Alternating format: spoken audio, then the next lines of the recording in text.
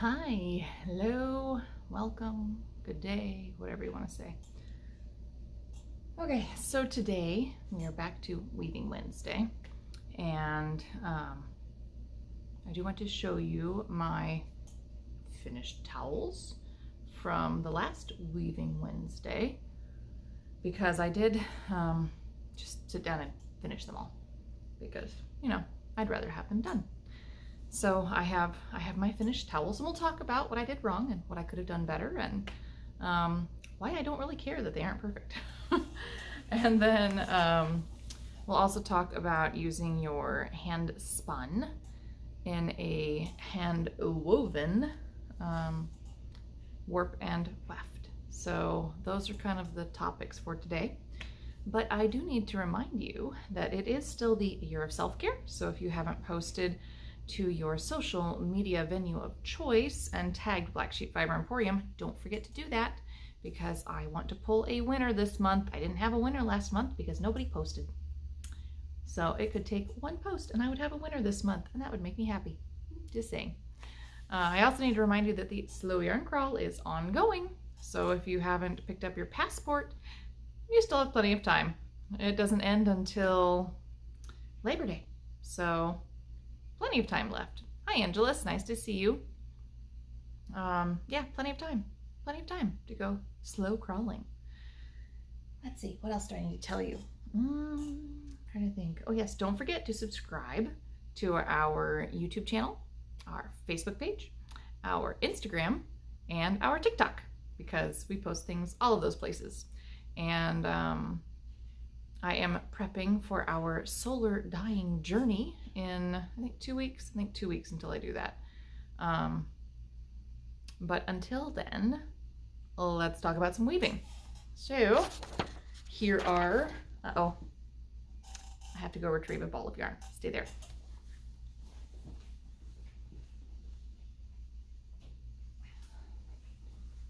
My ball of yarn rolled away. Now I'm back.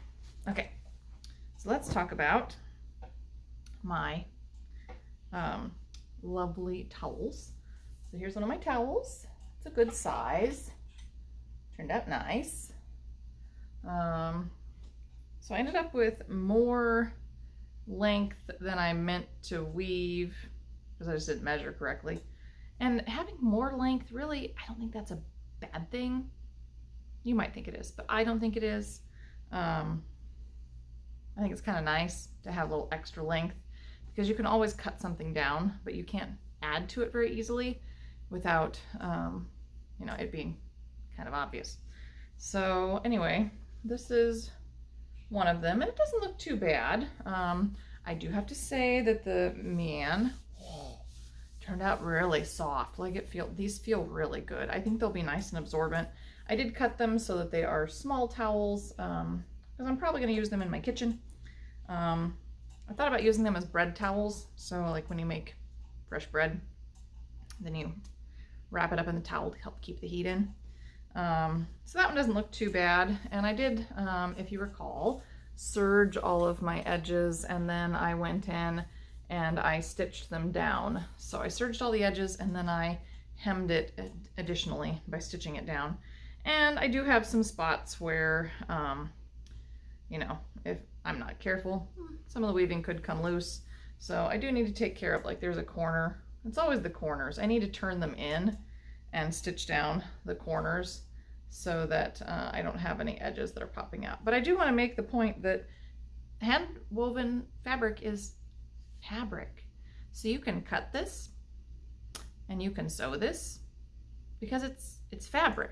And you still have to treat it, you know, just like you would a regular woven fabric. You have to remember that your edges are going to fray, and if you have used a, you know, larger set, then you're going to have to deal with that. But this is fabric, so I cut my pieces and serge them and sew them. But I think they turned out pretty darn cute, and I have to say I really like the fabric. Like, did I mention how soft this is? It is so soft and so absorbent. Oh, it's gonna be lovely. Lovely toweling, I'm telling you. Wasn't what I intended it for, but it's going to make beautiful toweling. Nothing wrong with it. So yeah, I have some issues with this one because this is where I tied a thread. I didn't tie it very pretty. And then it's also where I had some floats on this one, I think, as well. I had some pretty, there's one, I don't know if you can see it, pretty regular floats. So that's just where, when I was sliding my stick shuttle through, I didn't catch, I should say I did catch a thread, and I didn't have a nice clean shed. So that's an issue. Same thing happened actually several times in most of my pieces. I've got, I have floats of one or another. Yeah, there's a good one too. So here's a big one, or a bigger one right here, float there. And again, that's just because I didn't have a good shed. It wasn't open enough so that when I stuck my stick shuttle through, I ended up catching a thread. If I had found it as I was weaving, I could have stopped and backed up and fixed it. But I didn't, and honestly, I don't really care. I mean, this isn't a competition piece. I did this mostly because I wanted to play with stripes, and I wanted to see what the mian looked like when it was all woven up. And I also wanted to kind of pet the hand. Now, I do have to say, on the tendon, I'm pretty sure this was the tendon reed. Let me double check. Shouldn't you say? Well, I'm fairly certain that this was my 10 dent because I started on the 8 and then I went down 1.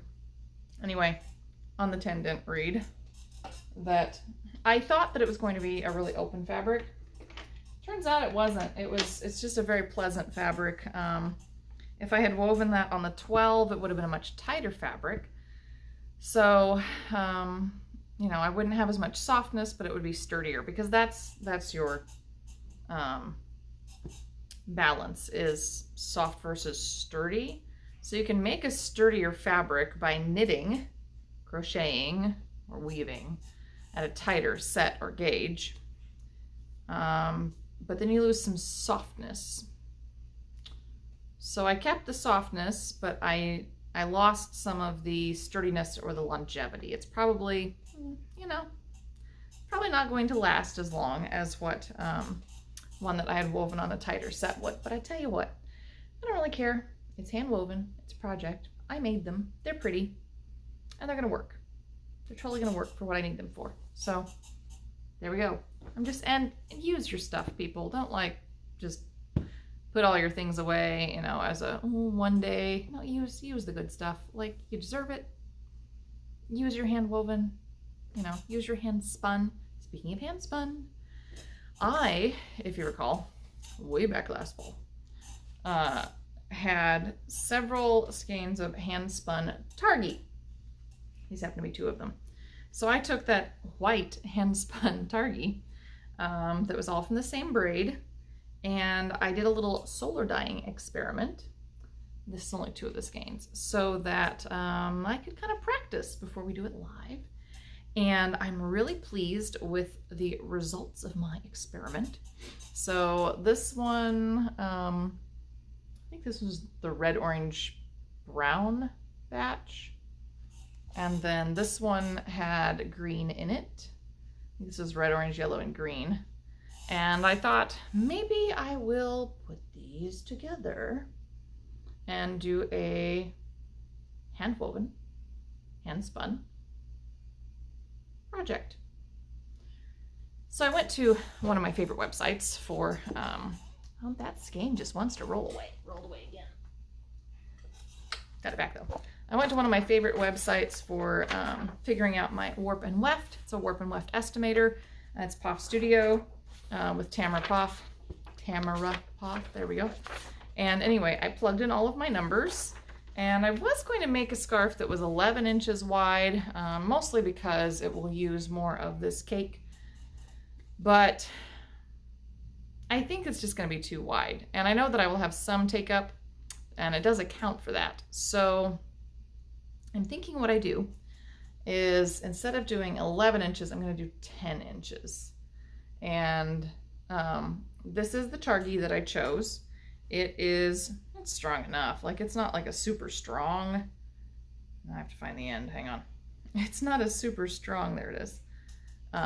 yarn all on its own, but you do have to remember that you have a lot of threads that are going to be working together, and that's part of it. So it's strong. It's not super strong. If I want to, I could pull on this enough and I could break it, but you can do that with most yarn. Honestly, you can do that with most yarn. Even with cotton, some cottons, if you pull on them enough, they're gonna break. So I think I'm going to try it and be brave, because you might as well, right? Might as well be brave. So today, I thought I would talk to you about what my plans are, and then next time we will probably be warping, because to be perfectly honest, I have an insane week right now. I got a bunch of stuff I'm trying to get done, so I'm probably just going to take a little more of your time, and then we'll check in with this project again in 3 weeks. If I warp it prior to the next Weaving Wednesday, then what we will do is I'll put a video up of me working on the warp, and then we'll talk about warping, and we'll talk about the winding on and all that good stuff. Because up to this point, I have only used the tinsel, which is tree, essentially, yarn, and cotton, which again, another plant-based yarn. So this is my first trial with a wool on wool, and we are going to have some issues because the wool is a little sticky, so we're going to have some issues in terms of the beading and the overall cleanliness of the project, as opposed to the tinsel and the cotton ones. So just, you know, it's something to keep in mind as we move forward. We'll be talking about that. There are things that we can do to mitigate the stickiness. And one of those is using an appropriately sized reed. So, you know, all important things. And yes, Brooke, the tens are good. And I think the tens will be appropriate for this. So I'm going to stay on the tens to do my hand spun fingering weight, because it really was a fingering weight. And Angeles, thank you. Thank you for saying that they're beautiful. I really like them. They're super soft. Like, I keep petting them.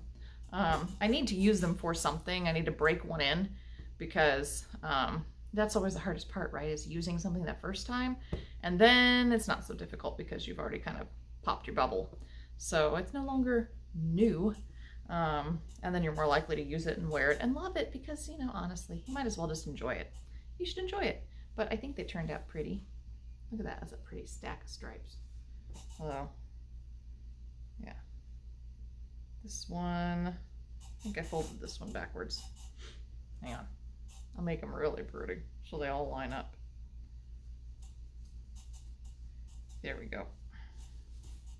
There. Now they all line up. All my stripes line up. It's very pleasurable to me to see how all the stripes line up. Like, really speaks to my little organizational brain when all the stripes line up. Anyway. Okay, so let's talk about some of the challenges that I'm going to have. One of them is that as I was dyeing these, I put too much dye on them, and I had to wash them a lot. And because I had to wash them a lot, I handled them too much, and I ended up partially felting my skeins. Now I pulled them all apart and it was fine. But they were very sticky. They stuck together. So I'm really going to have to pay attention as I'm warping this, and be careful as I'm warping this so that I don't end up with a warp that's stuck together. I'm also going to have to be really careful with my weft yarns to make sure that as I'm pushing my stick shuttle through my shed, that I am just kind of being careful, again, that it doesn't get stuck. Oh, and thank you. My skeins are pretty. Well, thank you. I was kind of going for like orangey fall colors. It's hard to see on here, but orangey fall colors. And this one's very green, very olive green. So I'll have to be careful again with the heddle and beading, and making sure that I have a nice open shed, so that as I'm making my weft, I don't end up with the floats that I had here, and that means I need to advance my warp in the front and the back a little more often. So just things, those are, you know, considerations. Doesn't mean that you can't use it, just considerations for when you're weaving. I kind of decided that, you know, I wanted the 11-inch width, but I think I'm going to go back and do a 10-inch width. So I'm going to take my handy dandy little cheat sheet and redo it, and print it out and keep it down here because it's just nice to have the reference. It's really what it comes down to. It's nice to have the reference. And I know that I'm going to be doing a 10 EPI because I've decided to use the 10 dent heddle, so that's good. And I think my finished length I want to be at about 66 inches, which means my weaving length, oh excuse me, needs to be about like 73 inches. And then the warp estimator that I use says that I should add 24 inches for waist and take up. So that means I need 97 inches-ish for each of my warp threads when I go to put my warp on. So yeah, we'll see what happens. This was a 450 yard skein before I washed it. So we'll see how much shrinkage I had on that. And this was like a 280 yard skein, I think. So it's, I mean, it's very clearly smaller. This is a smaller skein than this one, because this was about 2 ounces and this one's like 3.5. So anyway, I do have to take that into account so that when I'm making my scarf that I don't run out of yarn, because this, I mean, this is all I've got. It's hand spun, it's hand dyed. Oh, it's going to be the trifecta: hand spun, hand dyed, and hand woven. So we're going to have a lot of fun with this, I think. Yeah, a lot of fun with this, I think. But anyway, that's kind of the plan for that. Yeah, all kinds of fun. So if you are planning a hand woven project, then things to take into consideration are how wide you want your project to be, the shrinkage that you might expect. Wool and cotton are going to shrink differently. Hand spun versus commercial yarns are also going to shrink differently. A lot of commercial yarns are spun with an oil on them to help the roving and yarn slide through the machinery. And so yeah, you kind of have to take that into account to make sure that you've washed a sample of your commercial yarns. This stuff I've washed several times, so I know it's not really going to get any fluffier than this. It will fill out some within the weaving itself, because it will take up the spaces that are left between my warp and my weft as soon as, ooh, that was a dead fly, as soon as I wash it again and finish it up. And then there's always fulling or felting. So if you decide that you want a fulled project once you have finished your fabric, because we are doing a wool on wool, and this is not superwash, this is just 100% Targhee wool, it could felt or full if that is your intended project.